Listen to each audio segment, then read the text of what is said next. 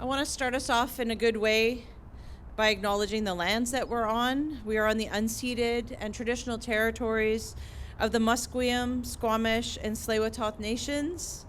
My name is Sussanne Skidmore, and I'm the president of the BC Federation of Labour.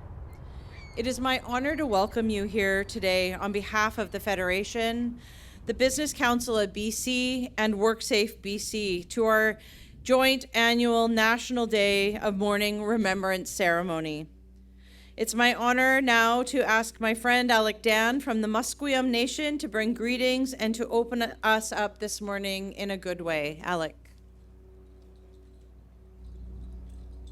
Thank you, Sussanne. Good morning, everyone. It's such an honor for me to be here with you this morning to welcome you here to our traditional unceded territory, what we know as the Greater Vancouver area today. You heard that Musqueam, Squamish, Tsleil-Waututh, we were all considered one nation before we got introduced to the government that we work with today. And it's always an honor to be the voice for our people. You know, when we hear visitors coming into our territory, we used to meet and greet our visitors at the mouth of our river, what is called the Fraser River today. And we used to have at least 30 villages throughout the area, as far as Port Moody, Coquitlam, Surrey, Delta, all the way west to Vancouver, Richmond, Tsawwassen, and as far as Horseshoe Bay on the North Shore Mountains. All of our friends and relatives all have family ties, family connections to Musqueam ancestors, all descendants of Musqueam ancestors. And we used to come together as a whole community, from the youngest to the oldest, to welcome and share the wonderful natural resources in our territory. To introduce myself a little bit more, I'm a descendant of a hereditary chief, and his name was Tsimalanoch, and he ended up residing in what is called New Westminster today. Him and his family and supporters made their way up to what is called New Westminster, and he got moved across the river to another village called Kikate, and so that's who I am as a Musqueam representative and a Musqueam family member. So to continue, these words of welcome, I want to share our Musqueam welcome song, and it's there's words in the song, and the words translate to welcome respected ones. And so at this time, I'll share a welcome song. Haitkasiem.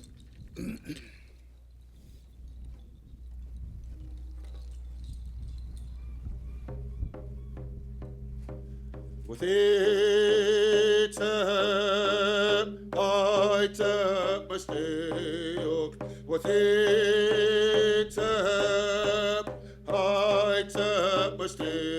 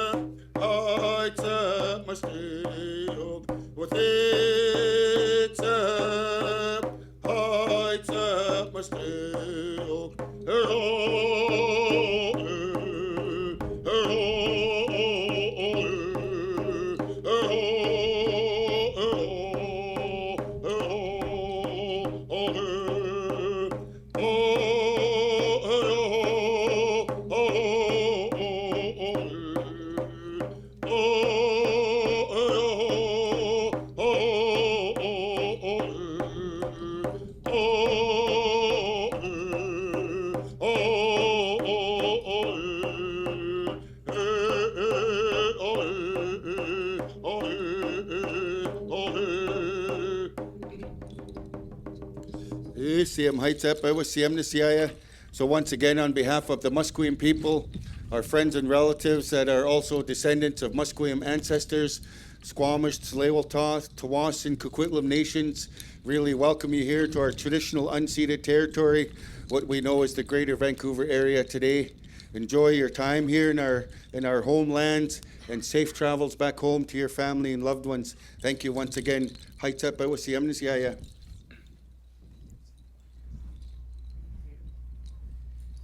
Thank you, Alec, for always being part of our community and welcoming us to your lands. It's an honor to be in community with you. So thank you so much for joining us.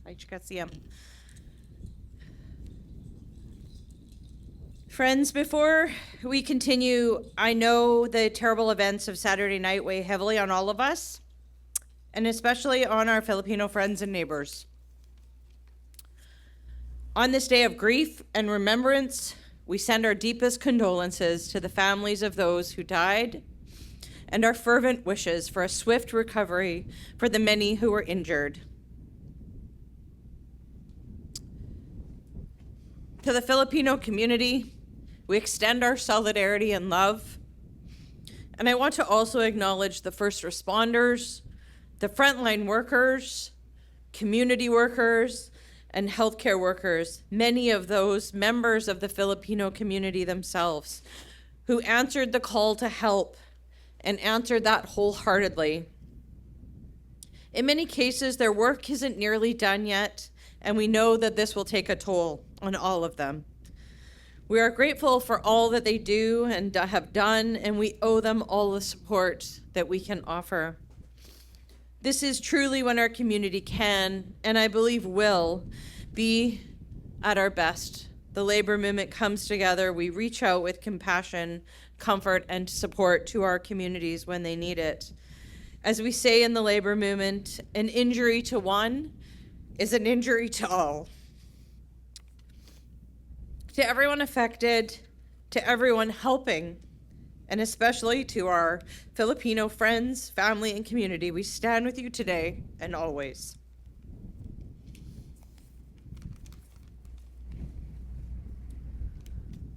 Today, the National Day of Mourning began more than 40 years ago when the Canadian Labour Congress voted to make this day an annual day of remembrance. They chose April 28th because it was the anniversary of the first piece of Ontario's legislation establishing workers' compensation, the first in Canada. They lobbied the federal government intensely, and in 1990, Parliament did something they almost never do. They passed a private member's bill. It came from MP Rod Murphy, who was a New Democrat, and it passed with support from all parties, enshrining this day, the day of mourning, into law in our country. This is something every Canadian should take pride in, because the movement to recognize this day has spread around the world, first with the US, and then into the UK, and then within just a few years to the International Labour Organization at the United Nations. And then within just a few more years, in spread even further to over hundreds of countries around the world. Ceremonies like this one are unfolding today across our province and across the country and beyond. And as we come together to remember those who have been killed, injured, or made sick by their work, I want to recognize in particular the families who are joining us here today who have lost someone that they love. I know I speak for everyone here when I say we're so very grateful that you came and we share in your sorrow. We remember together, we grieve together, and we resolve to act together. Employers, workers, the WCB, and government, so that every workplace in every corner of British Columbia is a safe workplace. We'll hear now from our first speaker, Jennifer Whiteside, who has a long history of fighting for workers' rights, social justice, and public health care. From her work as chief spokesperson and lead negotiator with the Hospital Employees Union to helping to lead BC's first living wage campaign, She was elected as the MLA for New Westminster Coquitlam in 2020 and is our Minister of Labour. Please welcome the Honourable Jennifer Whiteside.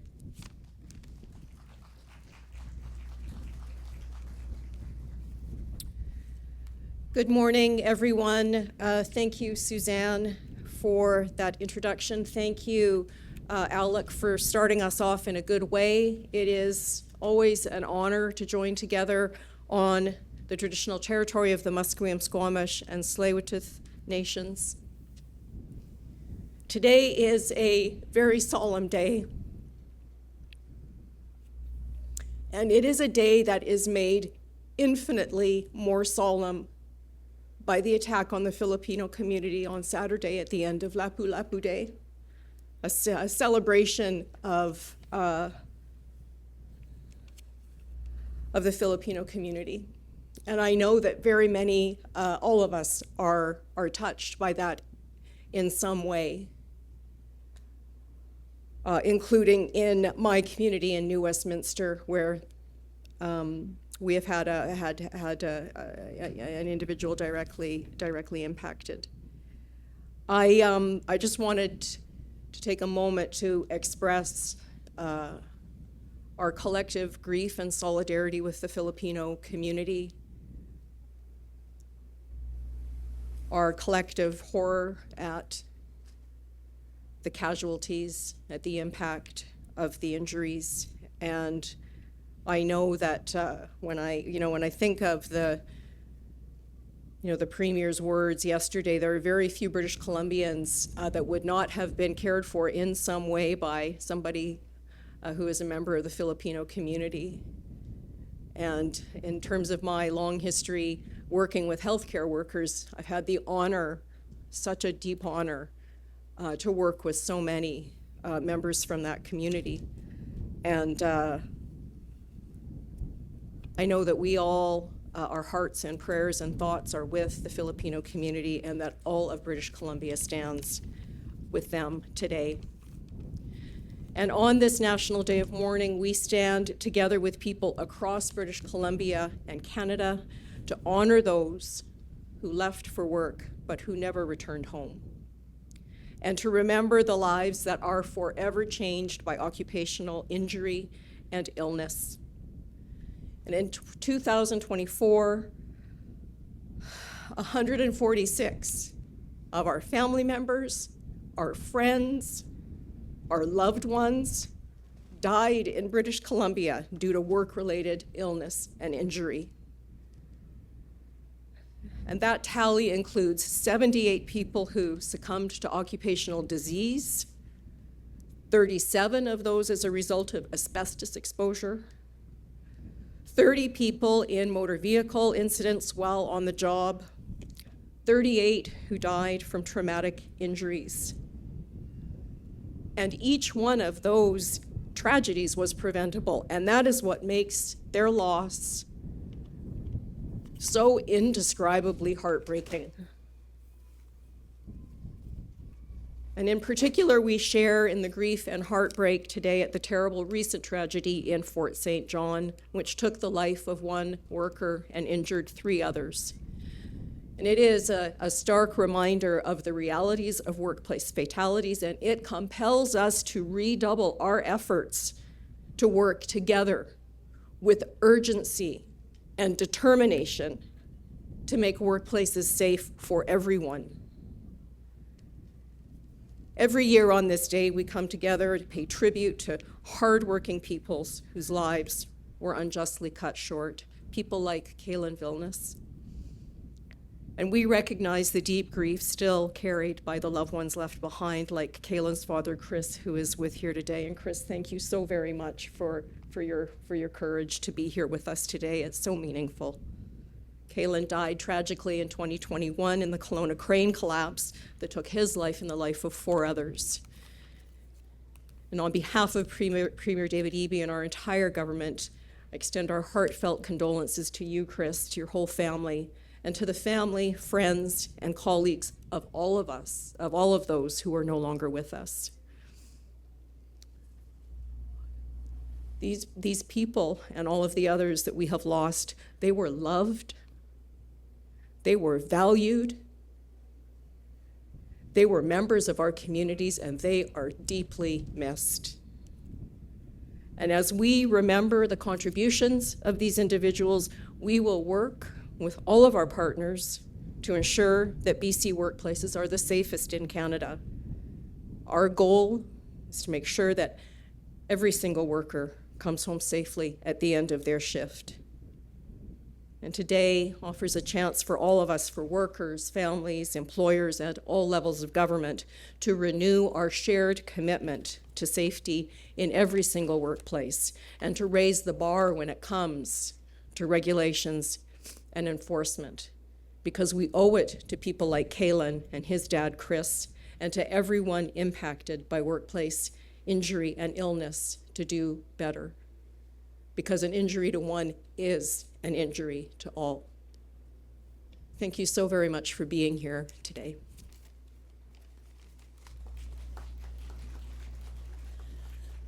Thank you, Minister. Our next speaker had a distinguished 30-year career with the RCMP, serving in major investigations and leading anti-gang initiatives. Early on, Baltej Dhillon successfully advocated for the right to wear a turban, becoming the first Mountie to do so. In 2023, he was appointed the chair of WorkSafeBC's board of directors, and earlier this year, he was named to the Senate of Canada. Please welcome Senator Baltej Dhillon, chair of the WorkSafeBC board of directors.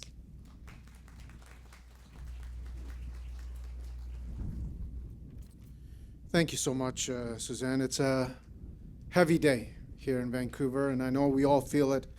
And I expect, like many of you, I started my morning reaching out to my friends to make sure they were all okay and that everybody came home. And today we stand in this city that we call our home, where we are to be safe with this wound in our hearts. And so there's a lot that we're carrying here today, and this is in itself a very solemn day, a day of mourning. As I was coming here today, there was listening to the radio.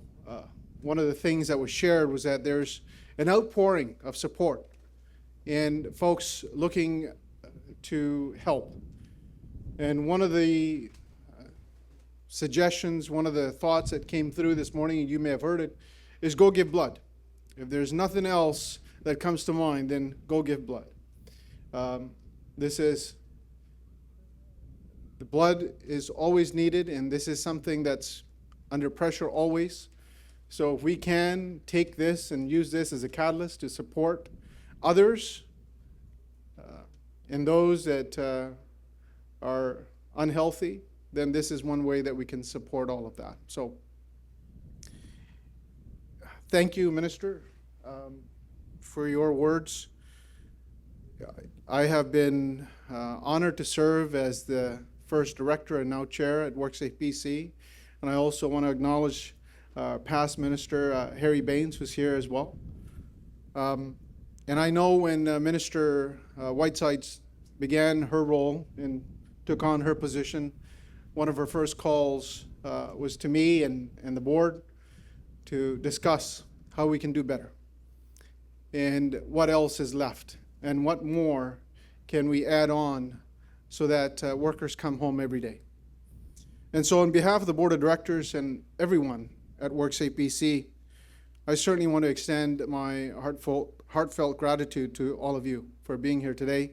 It's cold and it's rainy, but you're here. As the regulator of workplace health and safety, it is important to acknowledge the sobering reality that workers are injured and killed on the job every day in British Columbia and across Canada. Today, we stand together with thousands across our province, our country, and around the globe to observe this annual day of mourning. We gather not only to honor those who have lost their lives in work-related incidents and occupational diseases, but also support families and friends who grieve their loss. And I thank you for being here today. This day serves as a poignant reminder that while we remember those we have lost, we must also commit to preventing such tragedies in the future. And as Minister shared, and we can't share this enough times, because this is what fuels our work and our passion to do better.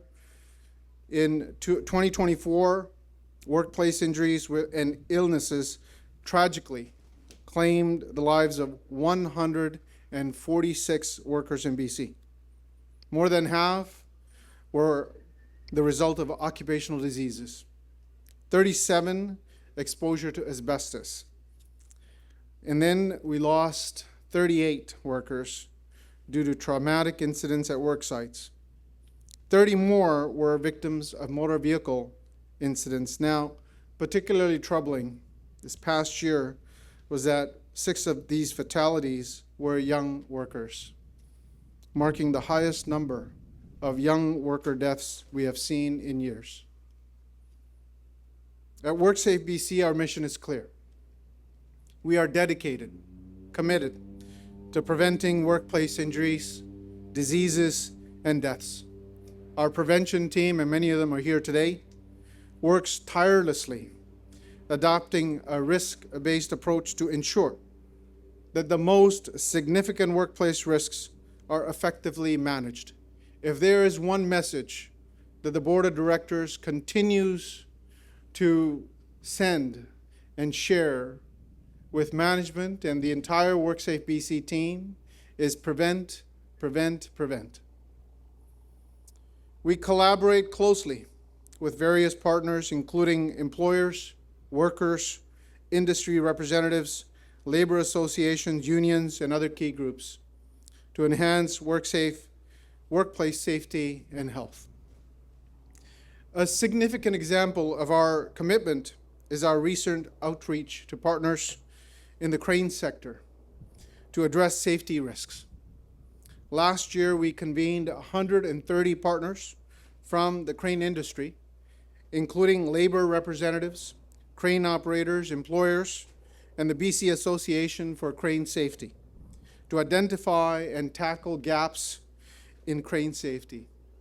Among these involved was Chris Vilness, who's here today, who experienced the heartbreaking loss of his son, Kalen, when a catastrophic failure occurred while a tower crane was dismantled in Kelowna.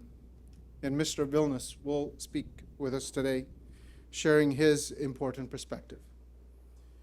On October 1st, 2024, new regulations came into effect, requiring that a notice of project be submitted at least 2 weeks in advance of any crane activity on a work site, and that all work must be overseen by a qualified supervisor. This year, we are continuing to expand our efforts to enhance the safety of tower cranes in British Columbia. While we at WorkSafeBC are deeply committed to fostering healthy and safe workplaces, we recognize that we cannot be present at every work site every day. The responsibility does lie with employers and workers, a responsibility carried out day in and day out to build a culture of health and safety on site. And we work closely with both groups throughout the year. A positive health and safety culture encompasses the beliefs and attitudes about safety within the workplace.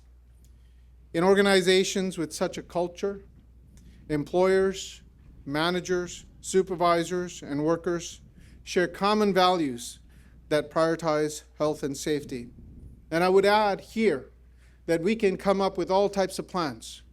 We can put in all kinds of initiatives and put in policies and regulations.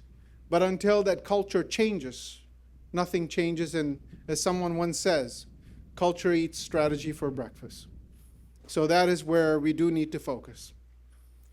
This means creating an environment where employers embrace their responsibilities, providing proper orientation, training, and supervision, investigating safety concerns, taking immediate action, and ensuring workers are well informed about reporting workplace injuries and illnesses.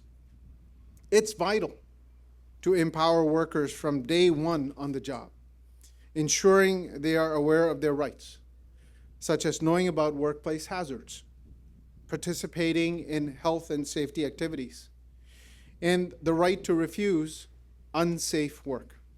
A positive health and safety culture goes beyond merely fulfilling responsibilities and exercising rights. It involves being proactive, addressing health and safety concerns before incidents occur, and fostering open dialogue and collaboration between workers and employers to find solutions.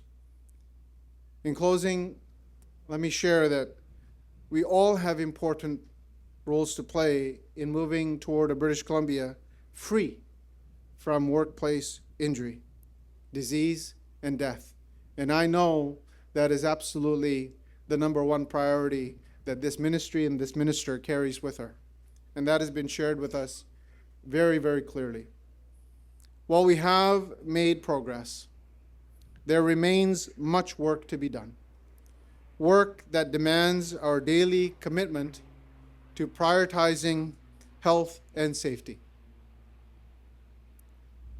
Thank you for coming here today on this solemn day, on this heavy day, on this difficult day, to remember the 146 workers who lost their lives last year, and may their memory encourage and inspire us all to work and advocate for a safer and healthier future. Thank you so much.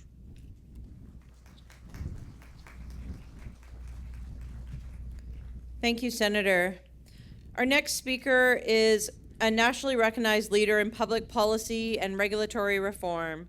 Before leading the Business Council of BC, Lord Jones served as Chief Strategic Officer at the Canadian Federation of Independent Business and chaired federal and provincial advisory committees on competitiveness, taxation, and regulatory modernization. Please welcome Lord Jones, President and CEO of the Business Council of British Columbia.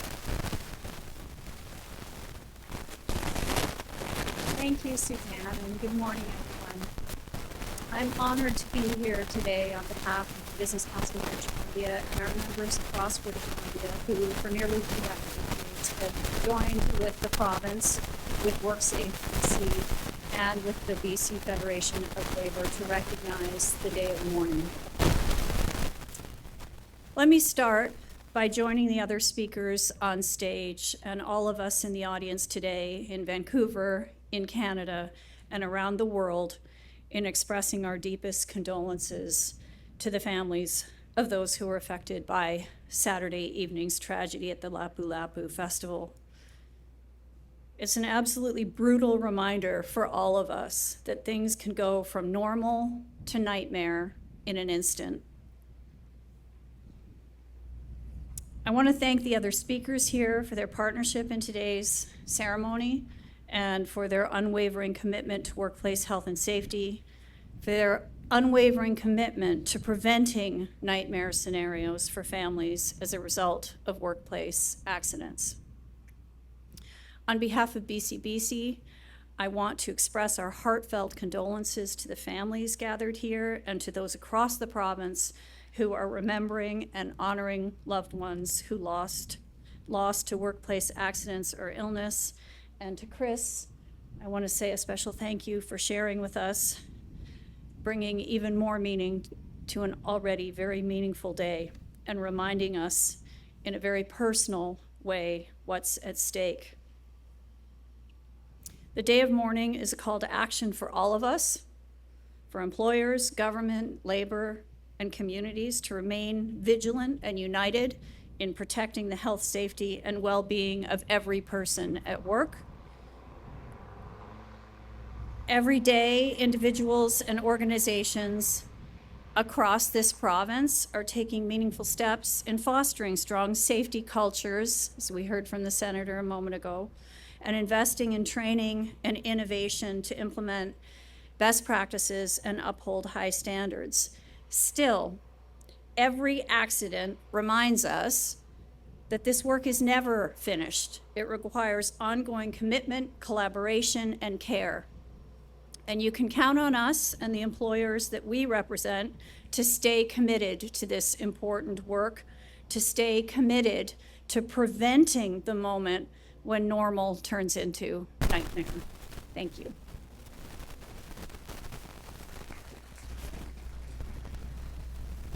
Thank you, Laura. And before introducing our final speaker, I'd like to share a few thoughts on behalf of the BC Federation of Labor.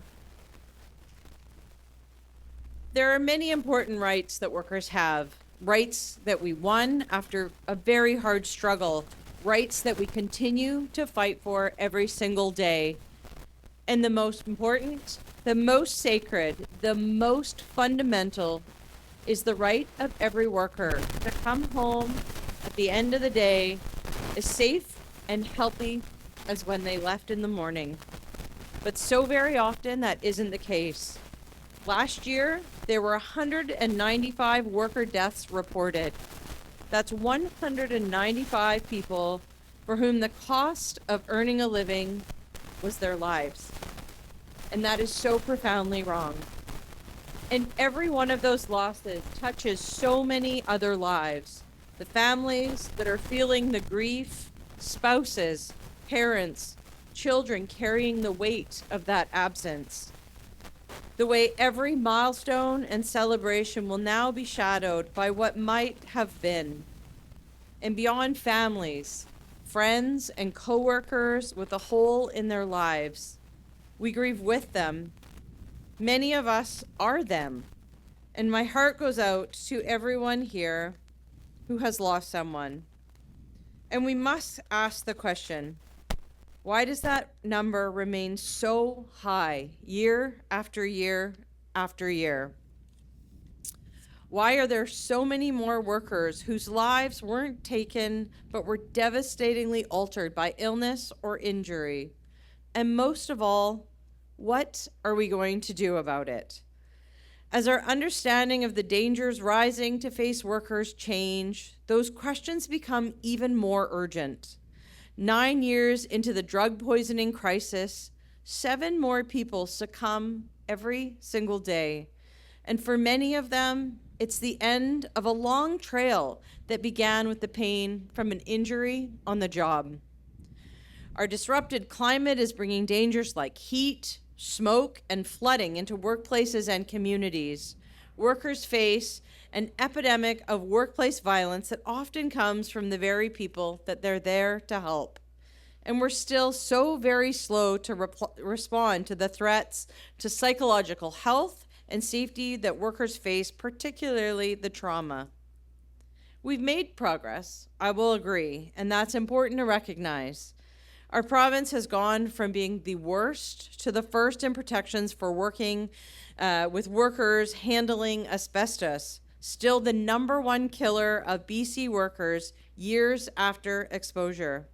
We've seen some welcome changes to the workers' compensation. We've seen actions like trade certification and paid sick leave that make for safer workplaces for workers. But I have to be honest, it's felt lately like that progress is stalling. And that is why we need to push even harder.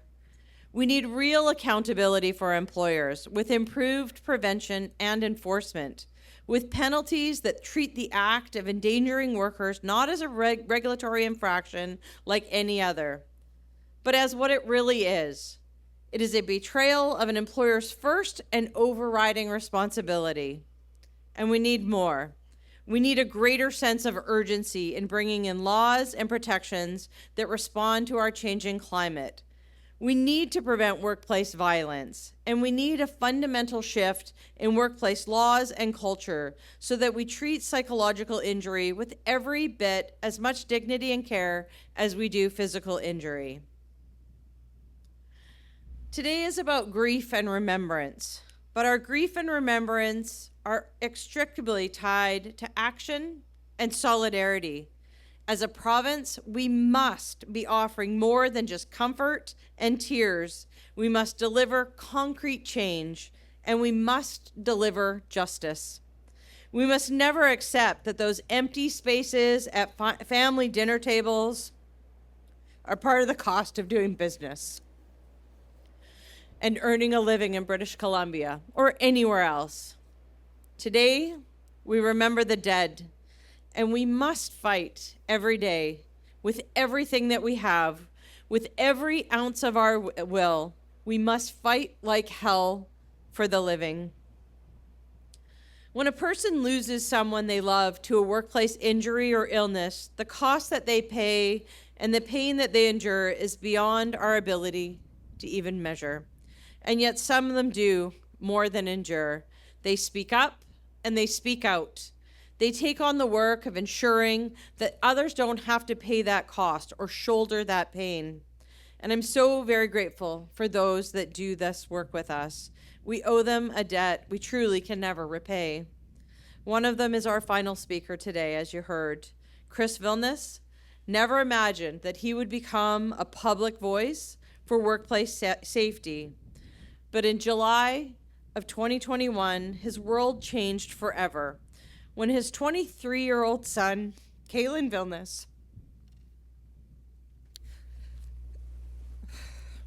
was killed in one of British Columbia's most devastating workplace tragedies, the collapse of a tower crane in downtown Kelowna.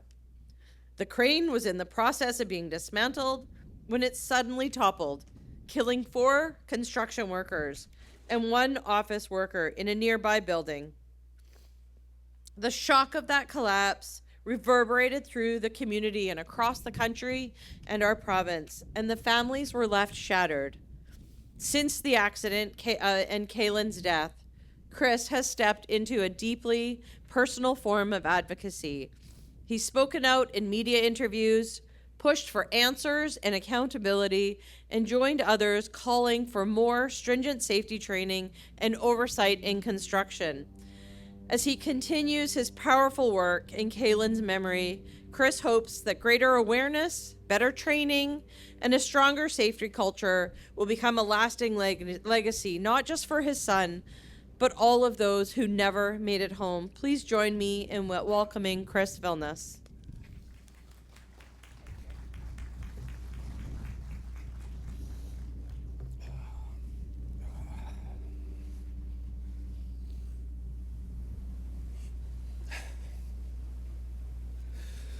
Yeah, there's no guarantee here that I'm going to be able to get through. Most of this is obviously extremely emotional for me. It's coming up to 4 years here, and it's a day like today. It basically feels like another funeral.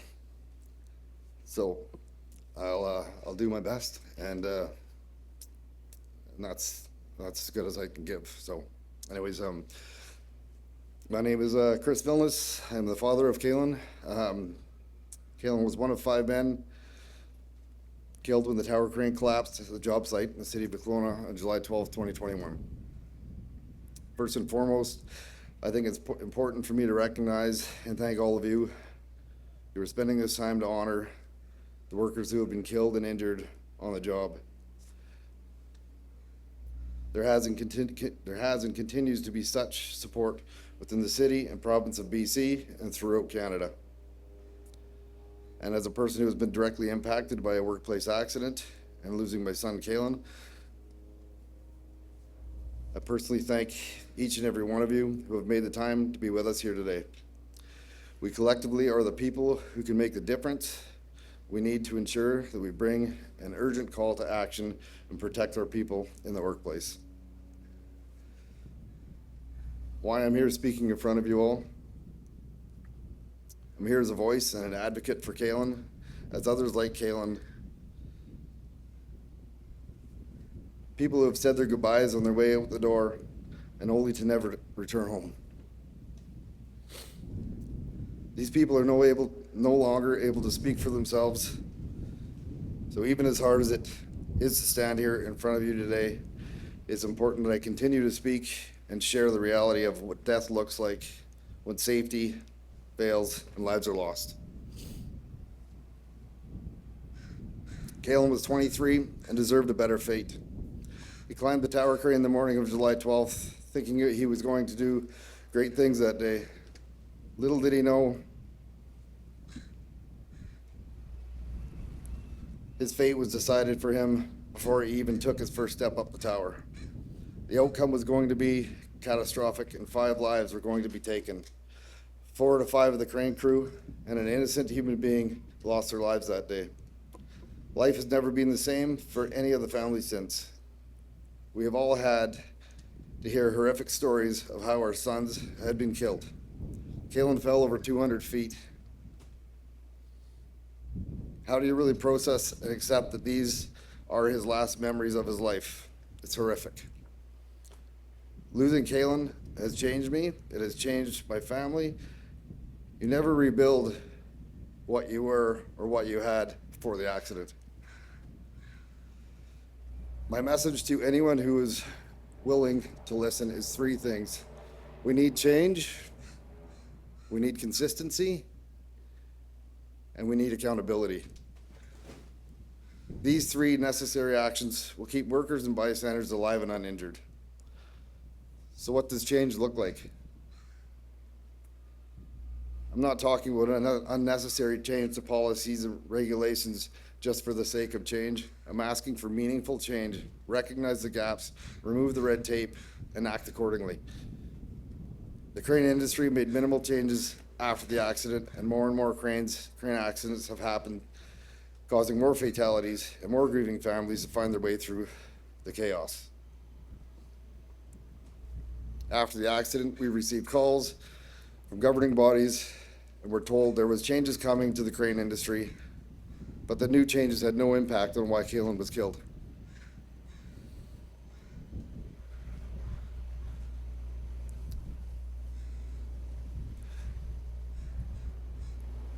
We know the changes that were made, if they were in place before July 12, 2021, absolutely would have kept those 5 men alive.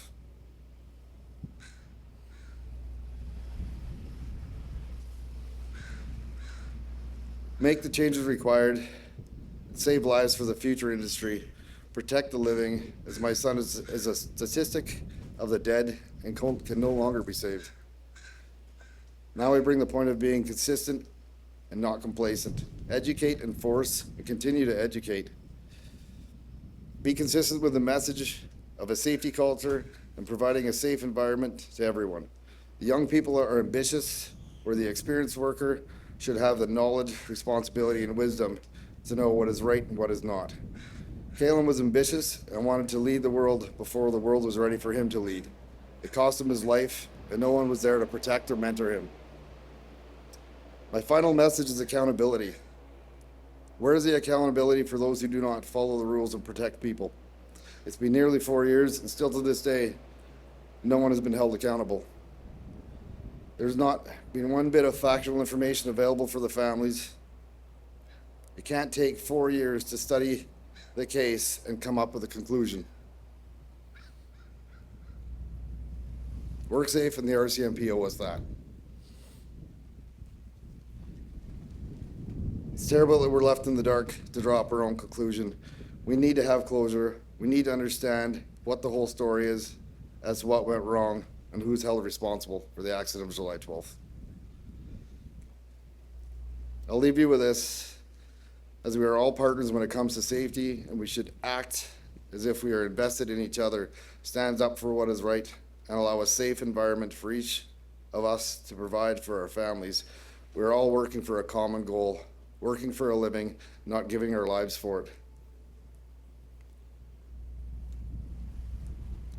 Thank you all for coming today and allowing me to speak in front of you and sharing my story.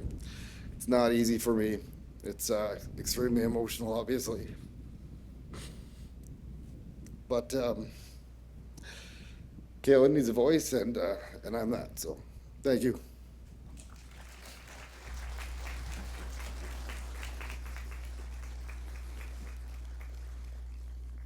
Thank you, Chris.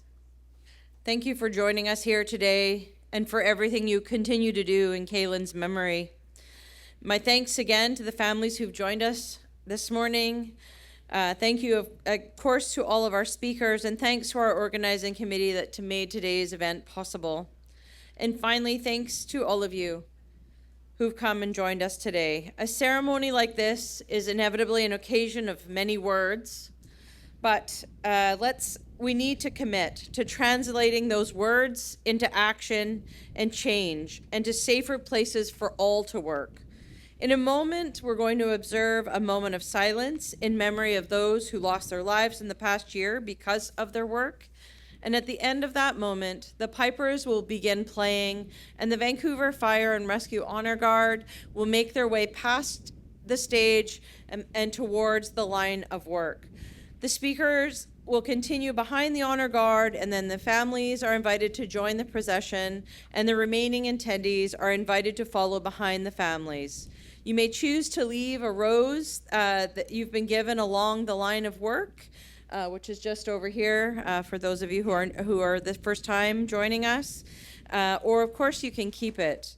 I want to thank everyone for coming today in memory. This concludes our ceremony, and we will now observe a short period of silence. Please stand and join, if you're able, and join me in a moment of silence.